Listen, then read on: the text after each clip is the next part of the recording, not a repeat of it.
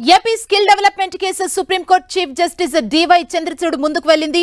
ఈ కేసు తీర్పు విషయంలో ద్విసభ్య ధర్మాసనం భిన్నాభిప్రాయాలు వ్యక్తం చేసింది. దీంతో ఈ కేసును మరో బెంచ్ కు బదిలీ చేయాలని జస్టిస్ అనిరుద్ధ బోస్, జస్టిస్ బేలాయం త్రివేదితో కూడిన ధర్మాసనం ప్రధాన న్యాయమూర్తికి విజ్ఞప్తి చేసింది.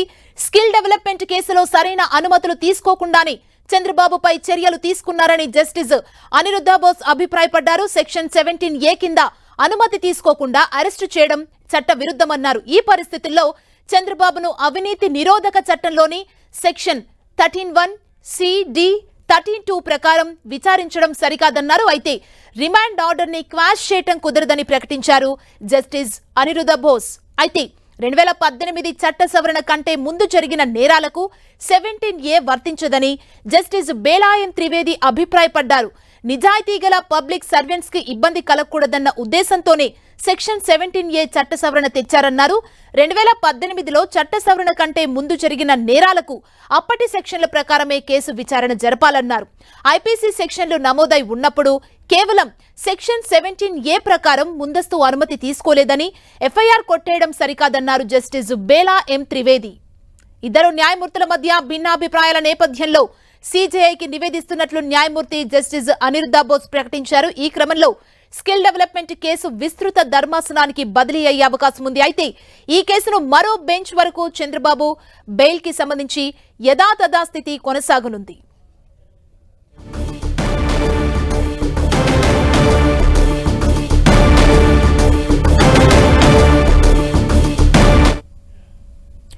ఇదే కేసుపై AP high court senior advocate Sunkara Rajendra Prasad తో మా ప్రతినిధి Narasimharao face to face. Chandrababu skill development కేసుకు సంబంధించి ధర్మాసనం భిన్నాభిప్రాయాలు వ్యక్తం చేసింది. ఇదే విషయానికి సంబంధించి ప్రస్తుతం మనతో మాట్లాడేందుకు సీనియర్ అడ్వకేట్ సుంకర రాజేంద్ర ప్రసాద్ గారు. సార్, ఎట్లా చూస్తారు సార్ మొత్తం భిన్నాభిప్రాయాలు? ఈ రోజున సుప్రీంకోర్టు తీర్పుతో ఈ 17A ప్రశ్నకి ఒక సమాధానం దొరుకుతుంది, కొలిక్కి వస్తుంది ఈ కేసు అనేటువంటిది అనేక మంది మనం భావించాం. కానీ సుప్రీంకోర్టు కూడా దీని మీద ఏకాభిప్రాయానికి రాలేని పరిస్థితిని ఈ తీర్పులో మనం గమనించాం.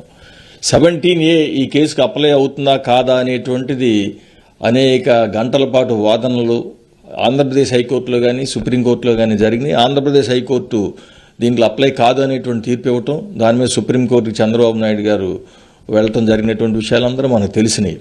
సుప్రీంకోర్టులో కూడా చాలా రోజుల తరబడి సీనియర్ న్యాయవాదులు ఈ వాదనలు వినిపించారు. సుమారుగా ఒక నెల రోజుల పాటు ఈ కేసు వాయిదాలు వాదనలు జరిగినటువంటి ఘటన కూడా మనకు తెలుసు. తర్వాత సుప్రీంకోర్టు తీర్పును రిజర్వ్ చేసి సుమారుగా 3 నెలలు అయిన సందర్భంలో ఈ రోజున తీర్పు చెప్పడం జరిగింది. జస్టిస్ అనిరుద్ధ్ బోస్ గారు మాత్రం 17A ఈ కేసుకు అప్లై అవుతుంది, కానీ ప్రభుత్వం కనుక మరలా గవర్నర్ నుంచి అనుమతి తీసుకుని ప్రొసీడ్ అవ్వాలనుకున్నట్లయితే ఈ కేసు అనేటువంటిది వాళ్ళకి ఆటంకం ఏం కాదు, వాళ్ళు గవర్నర్ నుంచి అనుమతి తీసుకుని ప్రొసీడ్ కావచ్చు అనేటువంటిది స్పష్టంగా చెప్పారు. గవర్నర్ అనుమతి లేదు కాబట్టే ఇది చెల్లదు అని ఆయన తీర్పు చెప్పడం జరిగింది. కానీ ఆ తీర్పుతో బేలా త్రివేది గారు విభేదించడం జరిగింది. ఆమె 17A ఈ కేసుకు అప్లై కాదు అనేటువంటిది ఓ స్పష్టమైనటువంటి వాదన తీర్పు చెప్పడం జరిగింది. దాంట్లో ఏమిటన్నట్లయితే ఇది 2018లో అమెండ్మెంట్ వచ్చింది కాబట్టి ఇది 2018 తర్వాత జరిగే నేరాలకే ఇది అప్లై అవుతుంది, అంతకుముందు జరిగినటువంటి నేరాలకు అప్లై కాదు, దీనికి రెట్రాస్పెక్టివ్ ఎఫెక్ట్ లేదు, ఒక ప్రాస్పెక్టివ్ ఎఫెక్టే ఉన్నది అనేటువంటిది. కాబట్టి ఇది 2018 కంటే ముందు నేరం కాబట్టి 17A ఈ కేసుకి అప్లై కాదు అనేటువంటిది ఆమె తీర్పు చెప్పడం జరిగింది. అందుకని ఇరువురు న్యాయమూర్తులు ఒక విభిన్నమైనటువంటి తీర్పులు ఒకే కేసుకు సంబంధించి 2 తీర్పులు ప్రకటించడంతో న్యాయస్థానాల్లో ఉండేటువంటి ఆనవాయితీ ప్రకారం దీన్ని చీఫ్ జస్టిస్కి పంపుతారు. చీఫ్ జస్టిస్ ఆఫ్ ఇండియా ఈ కేసులు ఏంటన్నట్లయితే మరింత విస్తృతమైనటువంటి ఒక ధర్మాసనానికి ఈ కేసును రిఫర్ చేయాల్సి వస్తుంది. దాంట్లో ఏ విషయాలు సమాధానం చెప్పాలో కూడా స్పష్టంగా చెప్తారు.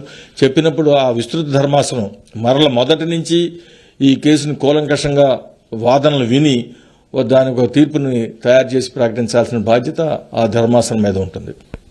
ఆ ధర్మాసనం అంటే మొదటి నుంచి వాదనలు ఉంటాయా? మొత్తం ఆ మొదటి నుంచి విస్తృత ధర్మాసనం అనేటువంటిది మొదటి నుంచి వాదనలు వినాల్సినటువంటి అవసరం వస్తుంది. ఈ తీర్పుని ఆధారం చేసుకుని ఈ తీర్పు మీద తీర్పు ఉండదు. వాళ్ళు చెప్పేది ఏమిటన్నట్లయితే మొత్తాన్ని ఒక తీర్పుని స్పష్టమైన తీర్పుని మొదటి నుంచి వాదనలు వినే చెప్తారు.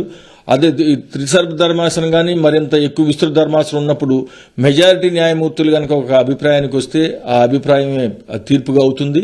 డిసెంట్ అంటే మైనారిటీ న్యాయమూర్తులు అంటే 5గురిలో ఉంటే 2 కానీ లేకపోతే 3గురిలో 1 కానీ ఆయా తీర్పులతో భిన్నమైనటువంటి అభిప్రాయాలు కలిగి ఉండితే వాళ్ళు కూడా తీర్పులు రాయొచ్చు. కానీ మెజారిటీ న్యాయమూర్తులు చెప్పినటువంటి తీర్పే ప్రివేల్ అవుతుంది. మైనారిటీ న్యాయమూర్తులు చెప్పినటువంటి తీర్పు డిసెంట్ తీర్పుగా ఉంటుంది. కానీ తీర్పు అమలు మాత్రం మెజారిటీ న్యాయమూర్తుల తీర్పే అమలు అవుతుంది. సార్ అంటే ఎన్ని రోజులు పట్టవచ్చు సార్? మొత్తం ఇప్పుడు చూసుకుంటే దాదాపు 4 నెలలు పట్టిన సమయం, ఇంకా ఎన్ని రోజులు పట్టే అవకాశం? తప్పనిసరిగా 4 నెలల లోపల వస్తుందనే దానికి అవకాశం లేదు. ఎందుకంటే త్రిసభ్య ధర్మాసనం కానీ లేదా ఇంకా మరింత విస్తృత ధర్మాసనం కానీ తీసుకున్నప్పుడు వాళ్ళకు ఉండేటువంటి వాళ్ళు రెగ్యులర్గా బెంచెస్లో ఉంటారు సుప్రీంకోర్టు న్యాయమూర్తులు. ఆ వర్క్ని కాదని మళ్ళీ ఈ వర్క్కి దీనికి అలాట్ చేయాల్సి వస్తూ ఉంటుంది. ఆ వర్క్ డిస్టర్బ్ కాకుండా ఉండాల్సినటువంటి వస్తుంది. ముందు ఉంటారు, వాళ్ళకు ఉన్నటువంటి ఇవన్నీ ప్రయారిటీస్ ఏమేమి ఉన్నాయి, ఏమేమి కేసులు ఉన్నాయి అనేటువంటివి. మళ్ళీ అదే త్రిసభ్య ధర్మాసనానికి మరిన్ని ఇంత ముందు ఉన్నటువంటి కేసులు ఏమైనా అలాట్ చేసి ఉన్నారా లేదా కొత్తగా ఏర్పాటు చేస్తారా, ఇవన్నీ చూసుకున్నప్పుడు మనం ద్విసభ్య ధర్మాసనంలోనే ఇది 4 నెలలు పట్టిందన్నప్పుడు మరింత విస్తృత ధర్మాసనం 4 నెలల్లోపు తీర్పు వస్తుందని మనం భావించలేం. అదేవిధంగా బహుశా మనకు ఎన్నికలు అయిపోయి మళ్ళీ కొత్త ప్రభుత్వం వచ్చిన తర్వాతే ఈ తీర్పు వస్తుందని మనం భావించవచ్చు. అయితే ఇది చంద్రబాబు స్కిల్ డెవలప్మెంట్ సంబంధించి 17A సంబంధించి భిన్నమైనటువంటి తీర్పులు అయితే రావడం జరిగింది. అయితే విస్తృత ధర్మాసనానికి బదిలీ చేయడం జరిగింది. దాదాపు గతంలో ఏదైతే 4 నెలల సమయం ద్విసభ్య ధర్మాసనం తీసుకున్నటువంటి పరిస్థితి ప్రస్తుతం ఇంకా దీని మీద, ఎందుకంటే ఇక్కడ కేసుకు సంబంధించి మళ్ళీ విస్తృత ధర్మాసనం సంబంధించి మొత్తం కూడా మొదటి నుంచి వాదనలు వింటారు. వాదనలు విన్న తర్వాత మెజారిటీ ఎవరైతే ఉంటారో ఆ దిశగా తీర్పు వచ్చే అవకాశం అయితే కనిపిస్తూ ఉంది. రాఘవతో నరసింహారావు, 10 టీవీ, విజయవాడ.